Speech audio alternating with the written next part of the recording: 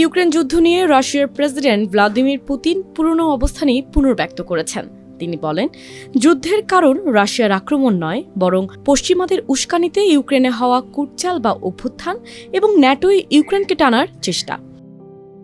বিবিসির প্রতিবেদনে বলা হয়, চীনের তিয়ানজিনে চলমান সাংহাই কোঅপারেশন অর্গানাইজেশন SCO সম্মেলনে পুতিন এসব কথা বলেন। সম্মেলনে তিনি চীনের প্রেসিডেন্ট শি জিনপিং এবং ভারতের প্রধানমন্ত্রী নরেন্দ্র মোদীর সঙ্গেও বৈঠক করেছেন। এ সময় ইউক্রেন সংকট সমাধানে সহায়তার জন্য চীন ও ভারতের প্রতি কৃতজ্ঞতা প্রকাশ করেন পুতিন। তবে পশ্চিমা দেশগুলো অভিযোগ করছে, এই দুই দেশ রাশিয়ার তেল কিনে মস্কোর যুদ্ধবিধ্বস্ত অর্থনীতিকে টিকিয়ে রাখছে। পুতিন বলেছেন, ইউক্রেনকে ন্যাটোয় টেনে নেওয়ার পশ্চিমা প্রচেষ্টাই যুদ্ধের অন্যতম প্রধান কারণ। তিনি জোর দিয়ে বলেন, কোনো শান্তি চুক্তিতে পৌঁছানোর আগে রাশিয়ার নিরাপত্তা উদ্বেগের সমাধান হওয়া জরুরি।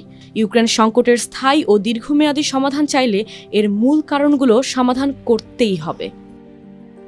রাশিয়ার প্রেসিডেন্ট দাবি করেছেন, যুক্তরাষ্ট্রের প্রেসিডেন্ট ডোনাল্ড ট্রাম্পের সঙ্গে গত মাসে আলাস্কায় বৈঠকে তিনি ইউক্রেন যুদ্ধের অবসান নিয়ে কিছু বোঝাপড়ায় পৌঁছেছেন।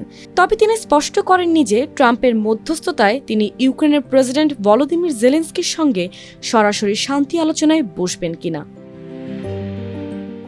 আলাস্কায় বৈঠকের পর ট্রাম্প ইঙ্গিত দেন, ইউক্রেন ন্যাটোয় যোগ দিতে পারবে না, তবে পশ্চিমা দেশগুলো তাদের নিরাপত্তার নিশ্চয়তা দেবে। তার বিশেষ দূত স্টিভ উইটকফ বলেছেন, পুতিন এ বিষয়ে নীতিগতভাবে রাজি হয়েছেন এবং অনুচ্ছেদ 5-এর মতো নিরাপত্তা নিশ্চয়তা ইউক্রেনকে দেওয়া হতে পারে।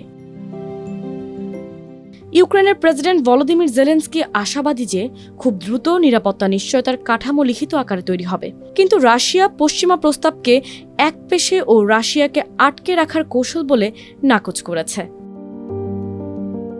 এসব আলোচনা আর কথা চালাচালির মধ্যেই যুদ্ধ চালিয়ে যাচ্ছে রাশিয়া। এতে ইউরোপীয় নেতাদের ক্ষোভ আরও বেড়েছে।